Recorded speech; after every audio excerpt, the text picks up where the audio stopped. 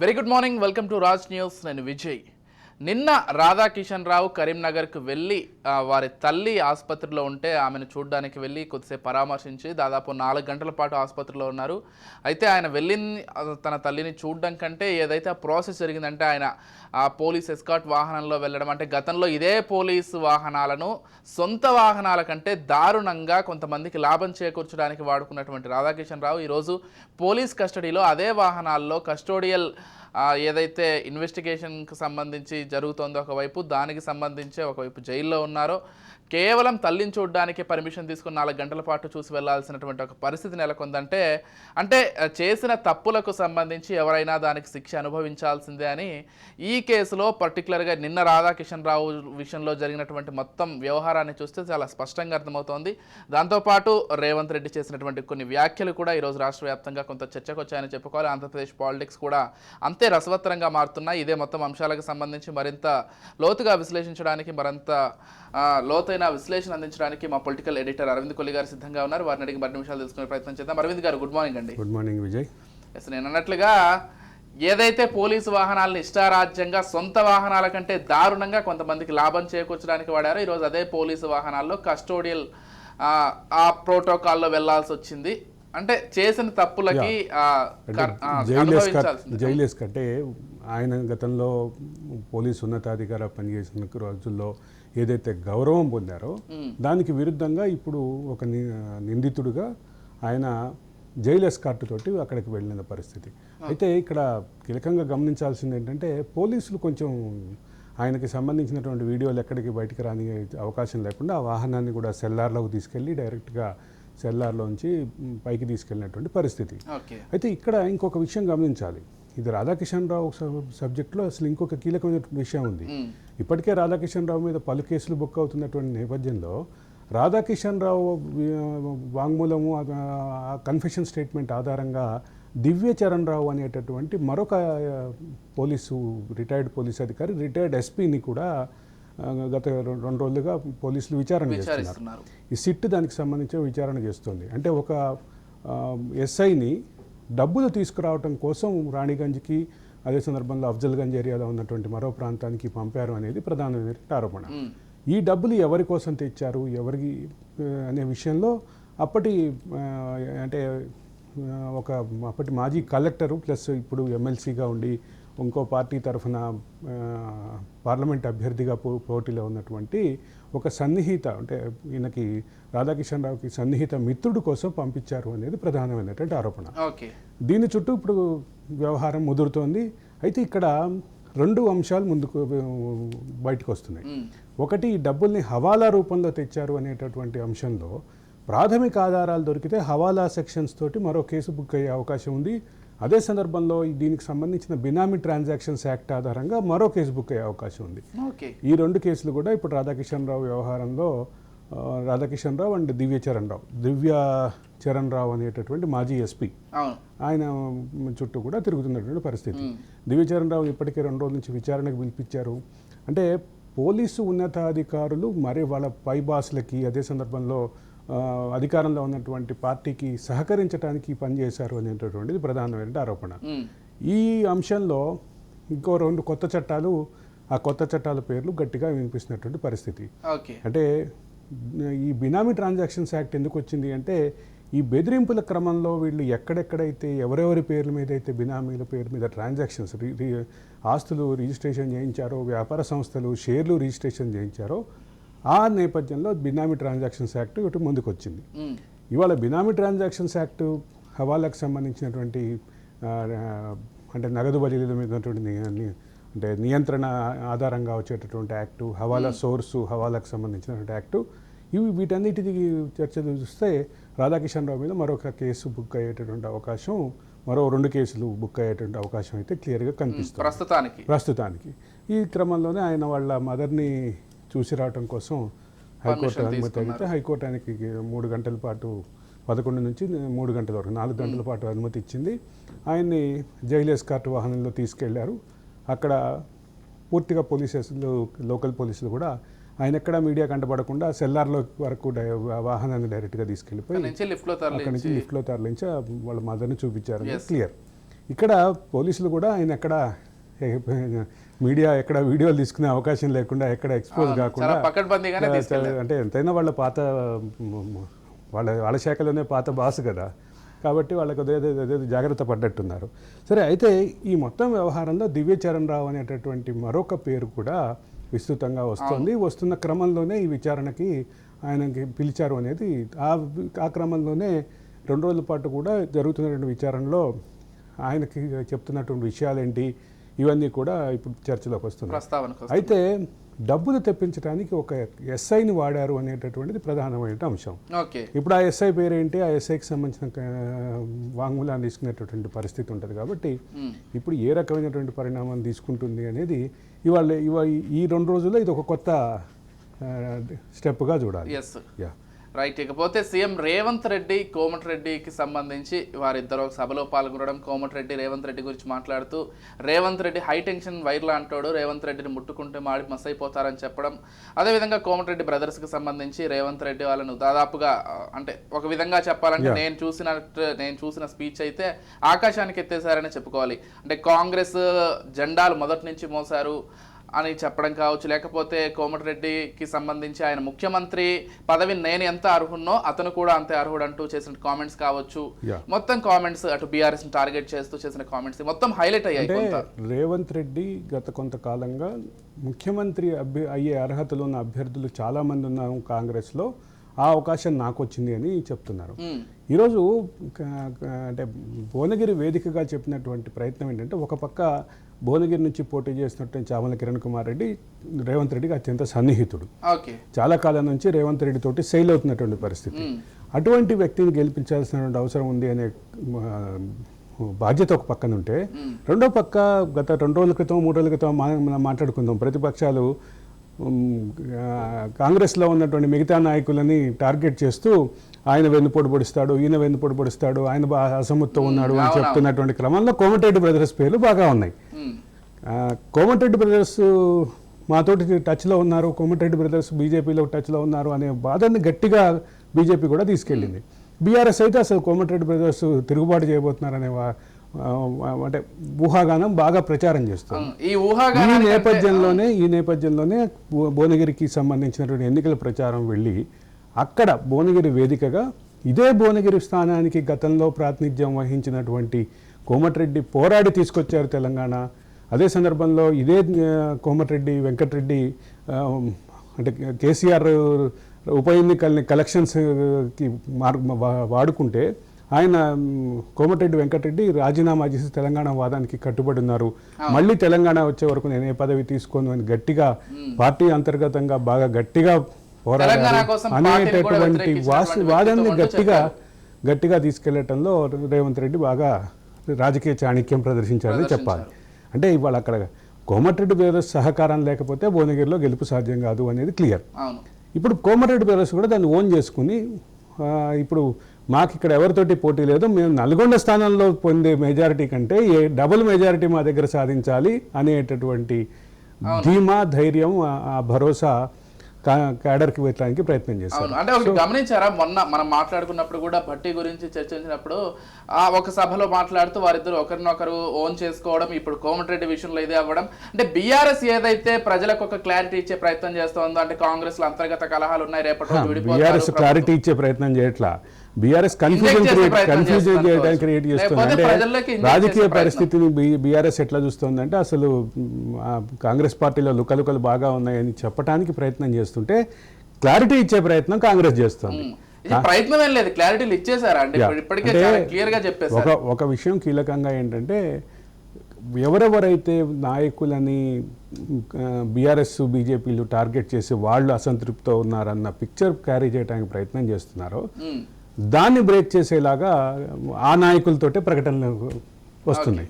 ఇప్పుడు బట్టికి అవమానం జరిగింది అనేటటువంటి విషయం, లేదంటే బట్టికి సంబంధించినటువంటి బట్టి శాఖలో నిర్ణయాలు రేవంత్ రెడ్డి బుల్డోజ్ చేస్తున్నారన్న ప్రచారాన్ని ఖండిస్తూ బట్టియే స్వయంగా బయటకు వచ్చేసి మేమందరం కలిసి ఉన్నాం అనేటటువంటి పిక్చర్ ఇవ్వడానికి, అదే సందర్భంలో వాళ్ళ రకమైనటువంటి సౌహార్దతో అంటే కార్డియల్ రిలేషన్ ఎస్టాబ్లిష్ చేయడానికి చాలా ప్రయత్నం చేస్తారు.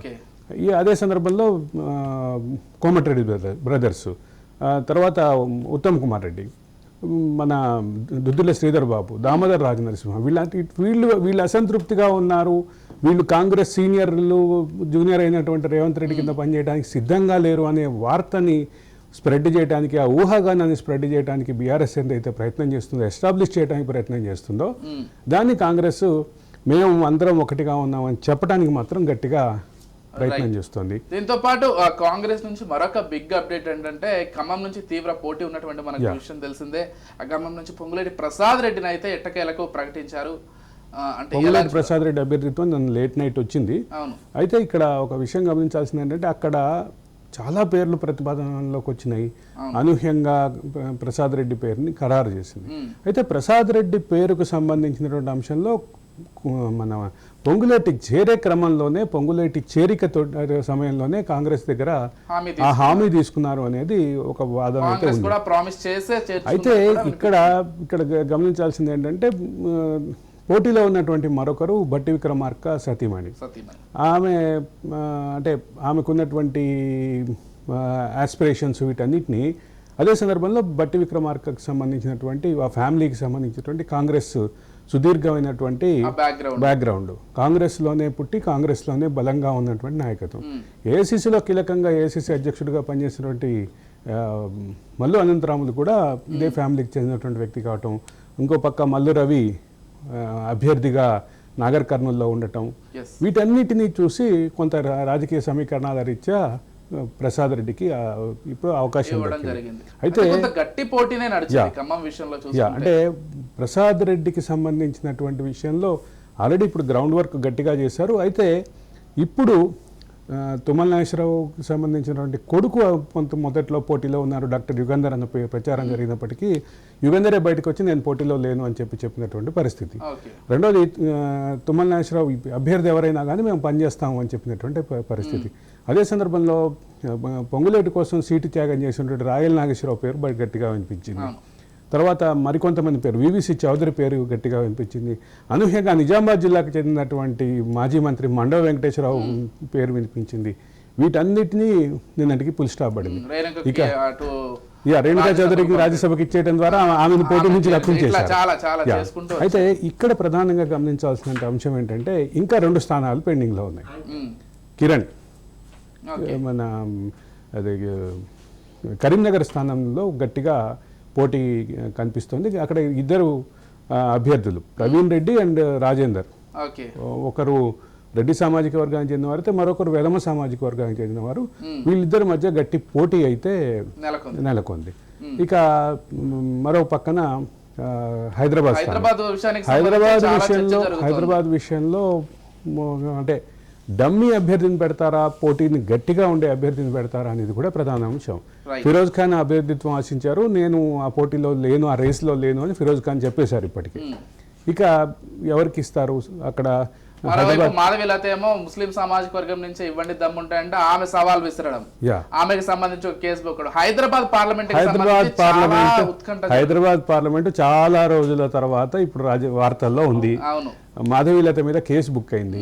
మాధవీలతకి సంబంధించినటువంటి రామ శోభాయాత్రలో ఆమె చేసినటువంటి ఒక విన్యాసం అది ముస్లింల మనోభావాలను దెబ్బతీసి, ఒక మతం మనోభావాలను దెబ్బతీసేలాగా ఉంది అనేటటువంటి అంశం మీద కేసు బుక్ అయింది. కాబట్టి ఇప్పుడు ఏ రకమైనటువంటి పరిణామం ఎటు తీరుతుంది అనేది, హైదరాబాద్ స్థానం ఎప్పుడు వన్ సైడెడ్గా ఉండేటటువంటి స్థానంలో ఇప్పుడు చర్చకి రావటం, ఇప్పుడు త్రిముఖ పోటీ ఉంటే త్రిముఖ పోటీలో థర్డ్ పర్సన్ ఎవరు అవుతారు, లేదంటే కాంగ్రెస్ డమ్మీ అభ్యర్థిని గెలిపించి పోటీ నిలబెట్టి వాళ్ళిద్దరి మధ్యన పోటీ ఉండేలాగా చేస్తుందా, ఇవన్నీ రకరకాల ఊహాగానాలు అయితే ఉన్నాయి.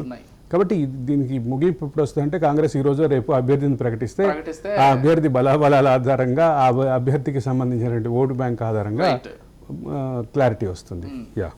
చూడాలి అంటే హైదరాబాద్కి సంబంధించి ఎవరిని ప్రకటిస్తారని కూడా అంటే ఖమ్మం కంటే ఉత్కంఠగానే ఎదురు చూస్తున్నారు. ఎందుకంటే ఇప్పుడు మాధవీలత వర్సెస్ ఎంఐఎంగా గట్టి పోటీ ఉంది కాబట్టి మాధవీలతకు ఒక వైపు సంబంధించి స్వయంగా ప్రధాని మోదీ ట్వీట్ చేయడం, ఆమెను అప్రిషియేట్ చేయడం, ఒక షోకి సంబంధించి మొత్తం నేపథ్యం చూసుకున్నట్లయితే గట్టి పోటీ ఉంది ఇప్పటికీ. ఆ పోటీలో మరి 3వ వ్యక్తి ఎవరు రాబోతున్నారు, పోటీ ఎలా ఉండబోతుందో కూడా ఆసక్తిగా ఉంది. లేకపోతే కవితకి సంబంధించి కూడా ఈరోజు ప్రధానంగా కొంత చర్చ వస్తోంది. ఈడీ సిబిఐ కేసుల్లో జరగనున్న వాదనలు రేపటితో ముగియనున్నాయి. నిజానికి కవిత జ్యుడిషియల్ కస్టడీకి సంబంధించి రేపటితో ముగియనున్నాయి కాబట్టి లిక్కర్ స్కామ్ కేసులో తిహార్ జైల్లో ఉన్న కవిత 2 బెయిల్ పిటిషన్లపై కూడా ఇవాళ ట్రయల్ కోర్టులో విచారణ జరుగుతుంది. మరి బెయిల్ వస్తుందా రాదా? మొన్నటి వరకు కొడుకు ఎగ్జామ్స్ అని చెప్పింది, మరి ఇప్పుడు బెయిల్కి ఎటువంటి కారణాలు ముందుంచుతారో ఇవన్నీ కూడా నాకున్నటువంటి సమాచారం ప్రకారం సంజయ్ సింగ్ కేసుని, అంటే ఇదే కేసులో ఉన్నటువంటి మరొక నిందితుడు మాజీ అంటే ఆమ్ ఆద్మీ పార్టీ ఎంపీ అయినటువంటి సంజయ్ సింగ్ కేసుని ఉదాహరణగా చూపించి సంజయ్ సింగ్కి ఇచ్చినటువంటి బెయిల్ ఆ బెయిల్ లాగానే బెయిల్ ఇవ్వాలి అనేటటువంటి కండిషన్స్ని చూపించే అవకాశం ఉంది కవిత లాయర్లు. కానీ కవిత లాయర్ల ఈ వాదనతోటి కోర్టు ఏ మేరకు ఏకీభవిస్తుంది? అదే సందర్భంలో ప్రాసిక్యూషన్ తరపున వచ్చేటటువంటి అభ్యంతరాలు ప్రధానంగా ఏంటి? కవిత ప్రధాన నిందితురాలు, కవిత కింగ్ పిన్ అనేటటువంటి వార్తని ముందుకు చెప్పారు. కింగ్ పిన్ అయినటువంటి కవిత సాక్షుల్ని బెదిరించడానికి ప్రయత్నించారు, సహనిందితుల్ని కూడా బెదిరించారు అనేది ఆల్రెడీ ఇప్పటికే వాదన బలంగా వినిపిస్తున్నటువంటి పరిస్థితి. విచారణ దశలో ఉంది అనేటటువంటి కారణం చూపించి ప్రాసిక్యూషన్ ఆ వాదనకి ముందుకు తీసుకొస్తుంది.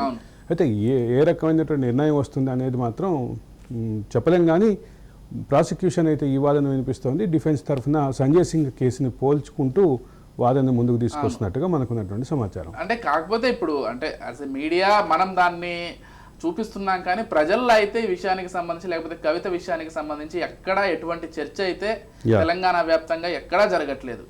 చూడాలి మరి బీఆర్ఎస్ ఫ్యూచర్ లో ఏం చేయబోతోందో. బీఆర్ఎస్ ఫ్యూచర్ లో ఏం చేస్తుంది అనే దానికంటే కూడా తెలంగాణ రాష్ట్ర ప్రభుత్వం పట్టించుకోవట్లేదు, తెలంగాణ రాష్ట్ర ప్రజలు పట్టించుకోవట్లేదు, తెలంగాణలో రాజకీయ పార్టీలు కూడా పట్టించుకోవట్లేదు, సొంత పార్టీ పట్టించుకోవట్లేదు, మిగతా పార్టీలు కూడా పట్టించుకోవట్లేదు. అరెస్ట్ అయిన దాదాపు 20 రోజుల తర్వాత 25 రోజుల తర్వాత కేసీఆర్ మొన్న పార్టీ అంతర్గత సమావేశంలో ప్రస్తావించడం తప్ప కేసీఆర్ అసలు స్పందించట్లేదు. కాబట్టి దీనికి సంబంధించి రాజకీయపరమైనటువంటి అంశాలు మిగతా అంశాలు ఎట్లా ఉన్నా కవిత మాత్రం తెలంగాణ సమాజం నుంచి కొంచెం దూరం జరిగినట్టుగా, ఐసోలేట్ అయినట్టుగానే భావించాలి. పోతే ఆంధ్రప్రదేశ్ రాజకీయాలను ఒకసారి చూసుకున్నట్లయితే సీఎం జగన్ ఆయన 25వ తారీఖున ఆయన నామినేషన్ ఉన్నారు. 26వ తారీఖున ఆయన నామినేషన్ తర్వాత మేనిఫెస్టో విడుదల చేయాలనుకుంటున్నారు. ఈ రోజు నాకు తెలిసి వైసీపీ కీలక నేతలతోటి మంత్రులతోటి సమావేశం ఉండబోతోంది మేనిఫెస్టో. అంటే ఒక మాటలో చెప్పాలంటే ఈ రోజు జరగబోయే సమావేశంలో మేనిఫెస్టోకి సంబంధించిన ఒక క్లారిటీ రాబోతోంది.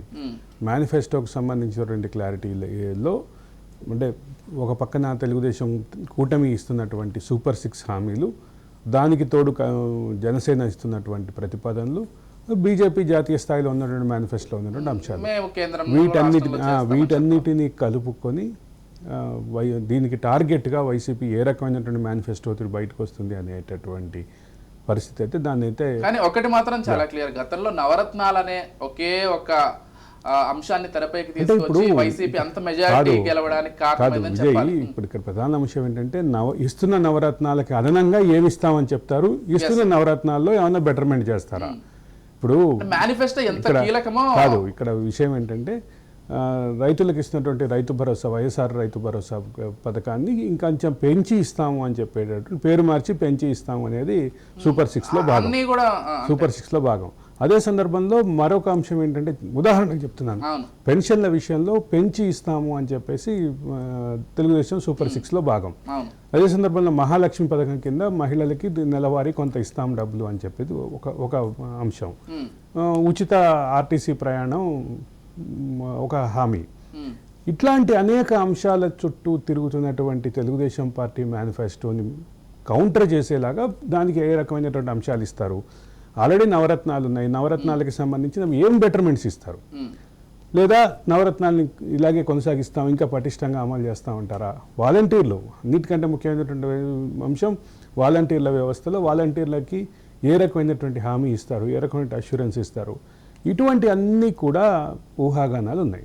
దీనికి పోటీగా అంటే సూపర్ 6కి పోటీగా నవరత్నాలకి అదనంగా ఏమి రాబోతుంది అనేది ఆసక్తికరంగా. ఒకటి మాత్రం చాలా క్లియర్ గా చెప్తున్నారు జగన్మోహన్ రెడ్డి, ఒకవేళ మన ప్రభుత్వం రాకపోతే ఖచ్చితంగా ఇప్పుడు వచ్చేటువంటి సంక్షేమ పథకాలన్నీ ఆగిపోతాయని ప్రజల్లోకి తీసుకెళ్లే ప్రయత్నం చాలా బలంగా చేస్తున్నారు. అది ఎస్టాబ్లిష్ చేయడానికి ప్రతి అడుగున ఆయన ప్రచారంలో వాడుతున్నటువంటి అంశం ఏంటంటే మీ బిడ్డ ప్రభుత్వం వస్తే ఈ పథకాలు ఉంటాయి, లేకపోతే ఈ పథకాలు ఆగిపోతాయి అని చెప్పేసి చెప్తున్నారు. ఈ చెప్పే క్రమంలో అంటే ఇక్కడ ప్రధాన అంశం ఏంటంటే ఇప్పుడున్న పథకాలకి అదనంగా ఏమిస్తారు అనేదే ప్రధాన అంశం. అదే సందర్భంలో ఏం అదనంగా ఇస్తాం అనేది ఆల్రెడీ టీడీపీ చెప్పింది కాబట్టి ఇప్పుడు దాని విషయంలో ఏ రకమైనటువంటి క్లారిటీ ఇస్తారు జగన్మోహన్ రెడ్డి. ఈ పథకాలు నేను చెప్పాను చేశాను కాబట్టి నన్ను నమ్మండి అంటారా, ఇంకా నేను చెప్పిన వాటికి చేసిన వాటికి అదనంగా ఇది మరి కొంత ఇస్తానంటారా, లేదా తెలుగుదేశం ఇస్తున్న వాటిని నమ్మొద్దు అని చెప్పి పూర్తిగా మేనిఫెస్టో ప్రకటన మాత్రం కొంచెం ఆసక్తిదాయకంగానే ఉన్నటువంటి పరిస్థితి అయితే ఉంది విజయ్. రైట్. పోతే మరొక కీలక అంశం ఏంటంటే నిన్న షర్మిల కొన్ని వ్యాఖ్యలు చేశారు ఆస్తులకు సంబంధించి. ఆమె అఫిడవిట్లో అప్పులుగా కొన్ని పేర్కొన్నారు, జగన్మోహన్ రెడ్డి దగ్గర అప్పు తీసుకున్నట్లుగా. వాటికి సంబంధించి ఆమె క్లారిటీ ఇచ్చే ప్రయత్నం చేశారు.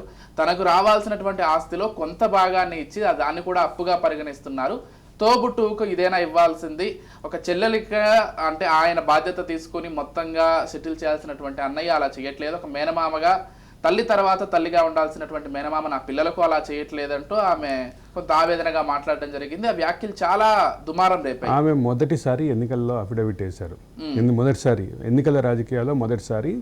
ఎన్నికల రాజకీయాల్లో మొదటిసారి నామినేషన్ వేసినటువంటి షర్మిల నామినేషన్ చుట్టూ గత 2 రోజులుగా ఆంధ్రప్రదేశ్ రాజకీయాలు మొత్తం తిరుగుతున్నాయి.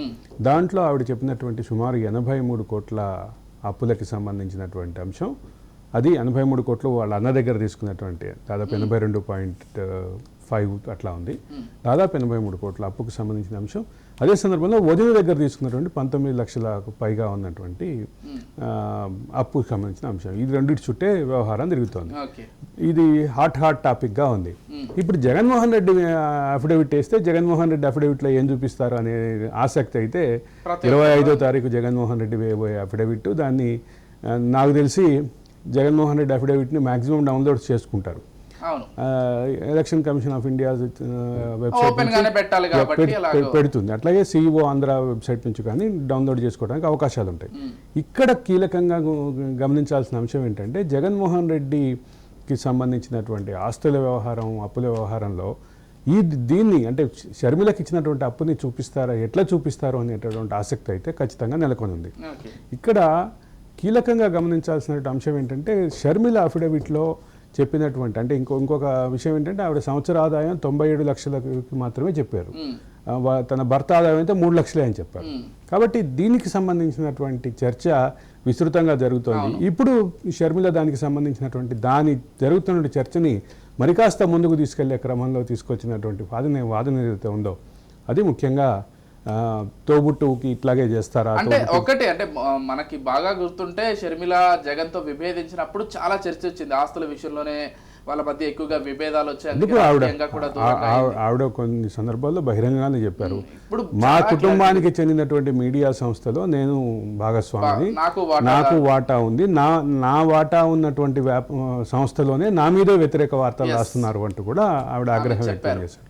ఇక్కడ జగన్మోహన్ రెడ్డి, వైఎస్ షర్మిల వీళ్ళిద్దరి మధ్య ఉన్నటువంటి ఈ ఆస్తుల పంచాయతీ అది ఈ ఎన్నికల దీంతో ఇంకాస్త విస్తృతంగా చర్చలోకి వచ్చింది.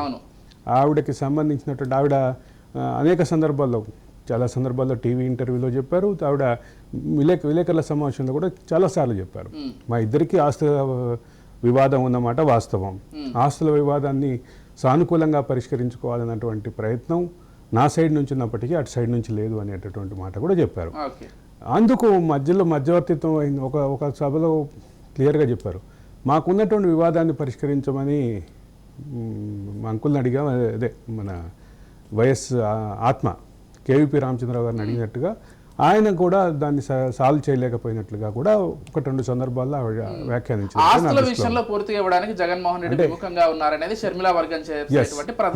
అదే చెప్తున్నా నేను. ఇక్కడ ఈ వివాదం చర్చ ఇదంతా చూసి ఇప్పుడు కొత్తగా రాజకీయపరమైనటువంటి చర్చలోకి వచ్చింది. ఇన్నాళ్ళు ఉన్నటువంటి చర్చకి నిన్న షర్మిల చేసినటువంటి వ్యాఖ్యలు మరొక రూపంగా మారినాయి. షర్మిల వ్యాఖ్యలతోటి ఇప్పుడు నిన్న మాట్లాడినటువంటి షర్మిల వ్యాఖ్యలతోటి ఈ అంశం మరొక రూపం తీసుకొని ఇప్పుడు అందరూ ఆసక్తిగా ఎదురు చూస్తుంది. జగన్మోహన్ రెడ్డి 25వ తారీఖు వేయబోయే అఫిడవిట్లో వీటిని ఎట్లా చూపిస్తారు, ఏ రకంగా షర్మిలకి సంబంధించినటువంటి అప్పుని ఎట్లా చూపిస్తారు అనేటటువంటిది ఆయన కూడా అదొక ప్రధాన అంశం. అసలు దీనికి సంబంధించి ఆయన కూడా దాన్ని అఫర్మ్ చేస్తారా, ఆయన కూడా దాన్ని అఫర్మ్ చేస్తారా, నిజంగానే రుణంగానే చూపిస్తారా అనేటటువంటిది ఆసక్తికరంగా చూస్తున్నటువంటి అంశం. అంటే దీనికి సంబంధించి ఇటు వైసీపీ వాళ్ళు ఇప్పటికే షర్మిల విషయంలో చాలా సార్లు విమర్శలు చేస్తూనే వచ్చారు. షర్మిల కూడా దానికి హట్ అయ్యి ఆమె కన్నీళ్లు పెట్టుకున్న సందర్భం కూడా చూసాం. ఇప్పుడు మళ్ళీ ఆస్తి విషయాన్ని ప్రస్తావించింది కాబట్టి మళ్ళీ వాళ్ళ నేతలతోటి జగన్మోహన్ రెడ్డి ఏమైనా మాట్లాడించబోతున్నారనే చర్చ కూడా ప్రధానంగా ఉంది. అంటే వాళ్ళిద్దరి మధ్య ఉన్న వివాదాన్ని ఆవిడ చాలాసార్లు ప్రస్తావించినప్పటికీ, చాలా సందర్భాల్లో దాని మీద వ్యాఖ్యలు చేసినప్పటికీ జగన్మోహన్ రెడ్డి ఇప్పటివరకు నాకు తెలిసి ఎక్కడ దాని మీద మాట్లాడలేదు. ఈ వివాదం అంటే చెల్లెలతో ఉన్నటువంటి వివాదం విషయంలో ఆయన ఎక్కడ మాట్లాడలేదు.